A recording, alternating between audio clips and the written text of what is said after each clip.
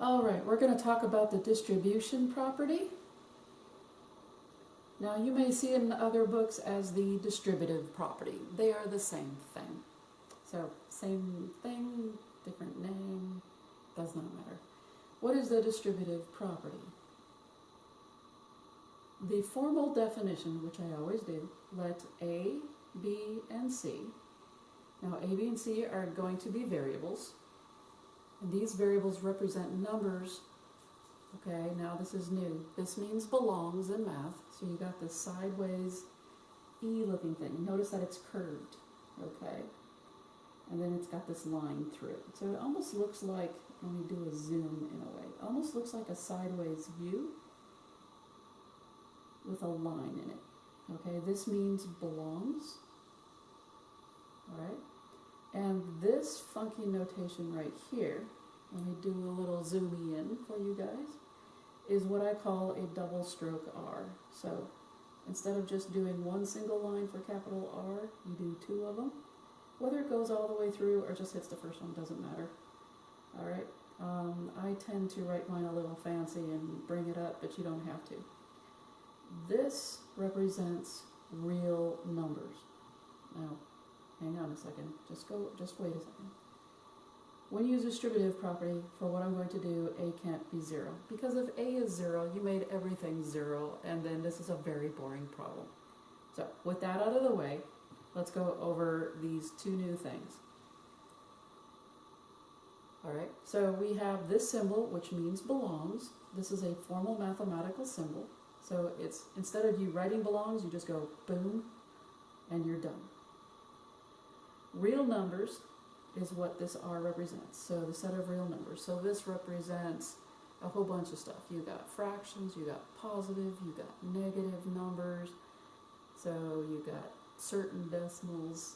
All right. So real numbers is pretty much anything, for the sake of this video, anything that lies on the number line. All right. All the stuff in between the ticks on the number line. That's kind of what real numbers are. Now, further on as you go in math, the more complicated the definition of real numbers gets. But for now, for our class, that's fine, because we're just learning it. So, A, B, and C are going to represent numbers belonging to real numbers. So A, B, and C will be some type of number in here, but we're not going to let A equal 0. Now let's do some examples.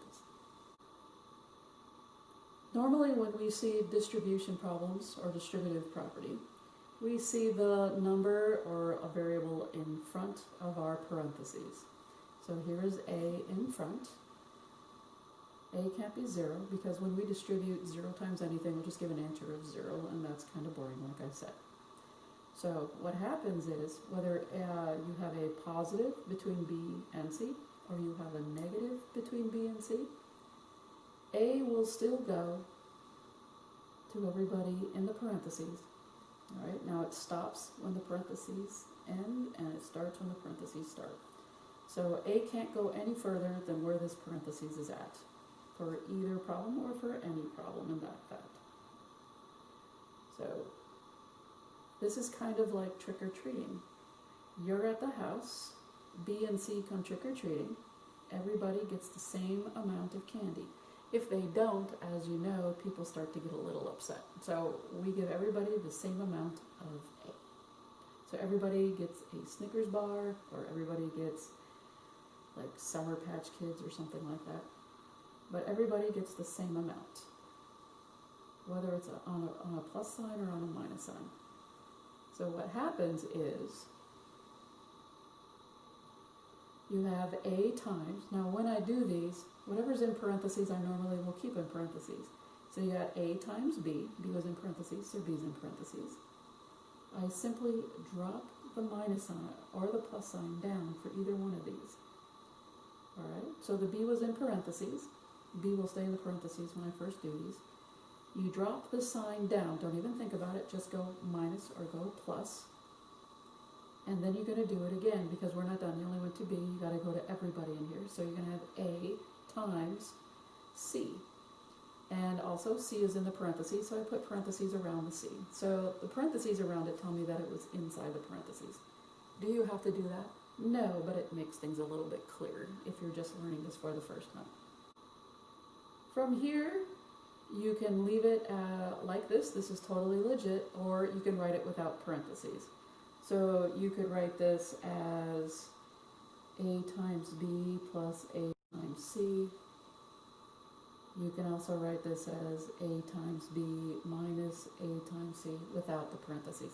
It's totally up to you how you want to write it. This is fine, but your book won't put parentheses around it because that's just extra stuff you don't need.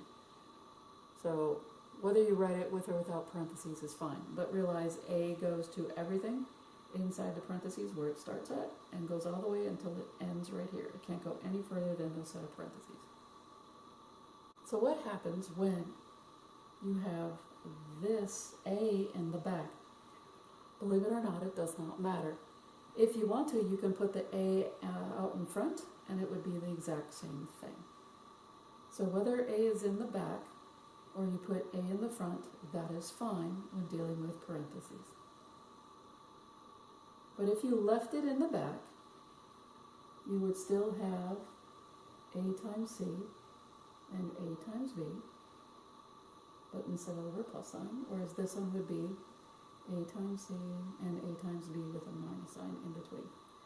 Wherever this minus sign is, if minus sign is between B and C, you can't write it as C and B. So since B is first, B will stay first, all right? So the order remains here.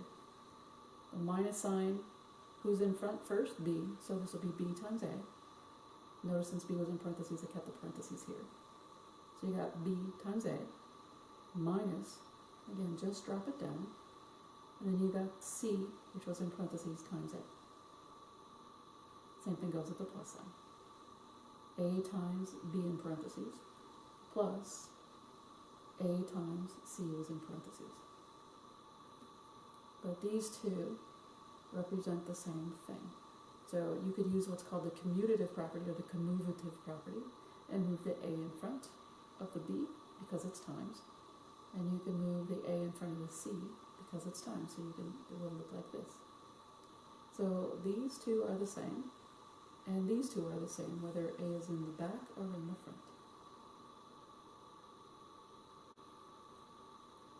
Now, most books will either say multiply or they will say use the distributive property.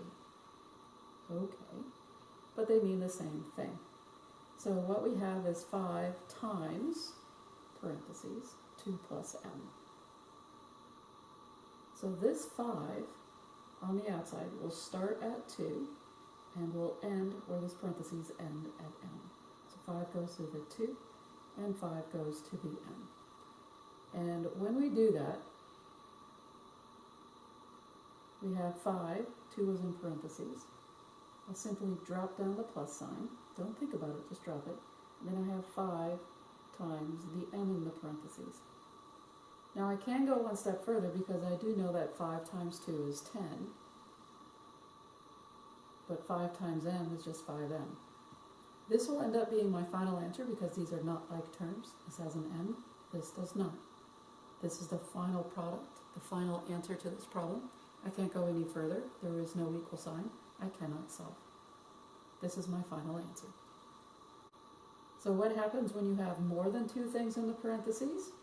Everything we did still applies. 3 will go to everything in the parentheses, where it starts and where it ends at. And anything in parentheses, when I do these problems, will have the parentheses on them when I multiply by 3. So I have 3 times, 2x is in parentheses, so 2x is in parentheses. Drop this minus sign. And I'm going to take the 3 times the 5. The 5 are in parentheses. I should say the 5 is in parentheses. And then we're going to take this plus sign and we're going to quote Snoop, drop it like it's hot. So the plus sign drops down here. And this is just 3 times 7t was in parentheses, so 7t goes in parentheses here. Again, you can skip the parentheses if you understand this concept. From here, this is not finished. You have 3 times 2x. Now understand that there's still this dot in here. This is still 3 times 2 times x. just as this is 7 times t. So, we could go one step further and multiply our numbers together. 3 times 2 is 6, so we got 6x, or 6 times x, which is the same thing, minus 3 times 5 is 15, plus 3 times 7, which is 21, times t. These are not like terms. This has a t, this does not, this does not. This has an x, this does not, this does not. There are no like terms. That is the end of that problem. You cannot solve for x or t whatsoever. What happens when you have a negative that you're going to distribute and you've got this minus sign? Alright, let's do this one. This negative 2 is going to go to the n and to the 8. Now, be very careful. What I'm going to show you is an easy way to do these problems, so you don't have to think. Again, anything in parentheses, I'm going to keep in parentheses as my first step. I have negative 2 times n, and notice that the n is in parentheses. I'm going to drop the negative right here. Keep the minus sign. Don't do anything with it. Just drop it. We'll figure it out later. Once I use it, I'm no longer concentrating on that sign. I'm not going to concentrate on the number. So what I have now is a negative 2. Now I put the negative 2 in parentheses because it looks a little weird next to a minus sign with minus minus. So I put anything on the outside as a negative will also put in parentheses. So I have a negative 2 times 8.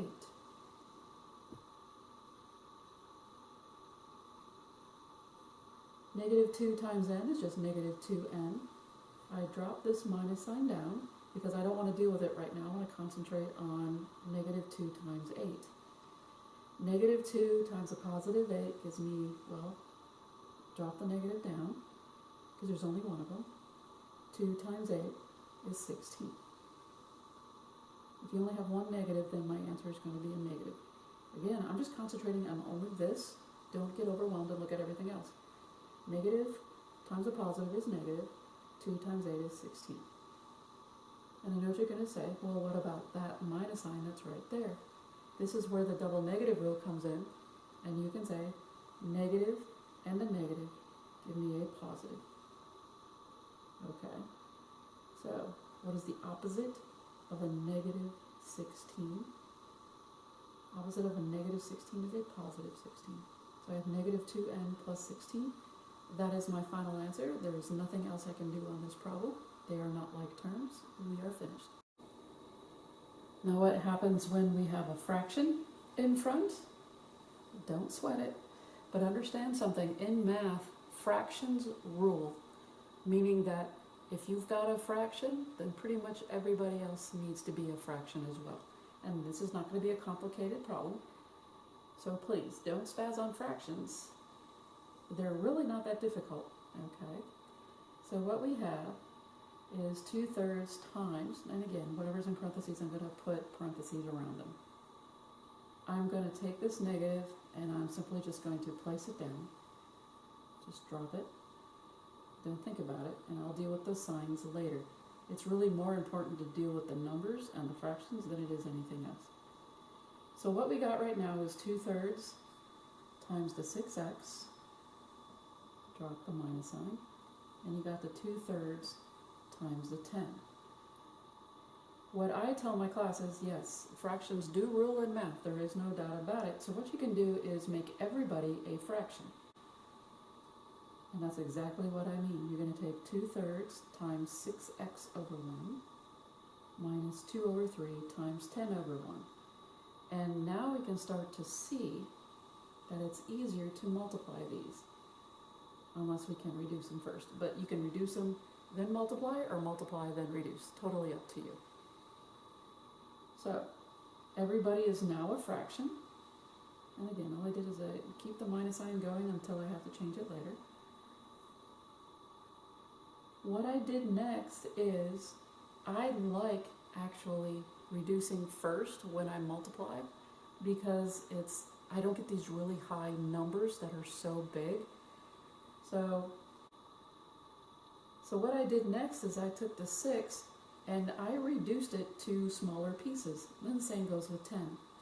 10 is 5 times 2, or 2 times 5. The order does not matter how you write it. And 6x is 2 times 3 times x. And again, you can write 3 times 2. Does not matter. What we can do here is now reduce. You have a 3 in the denominator. You can reduce a 3 in the numerator. And what you get is 3 over 3, which is the number 1. So some people say cancel out, and that's fine. I don't have a problem saying cancel out. Then I have 2 over 3, and then I got 5 times 2. Well, nothing can reduce there, so I'm kind of stuck. Nothing reduces here. But what I can do now that I know nothing else reduces, I can go ahead and deal with the fraction rules, which is the tops multiply to the tops, the denominators multiply with the denominators. Now, this denominator was a 3, but when you got rid of it, it's not 0. In essence, 3 is 1 times 3. So there is this 1 that's still here. So please watch out. That's another place the students go wrong at. So what I now have is 2 times x, which is 4x. You could have also written it as 4x over 1, but 4x over 1 is still 4x. And on the other part, drop the minus sign down. We have 2 times 5 times 2, or 2 times 10 if you go back a step. So we have 20 over 3 times 1 is 3. And this is as far as you can go.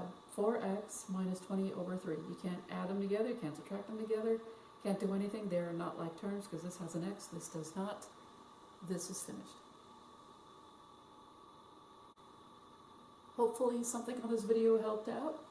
If not, that's okay. You're just that much further ahead. Hasta la pasta. I'll see you on the flip side.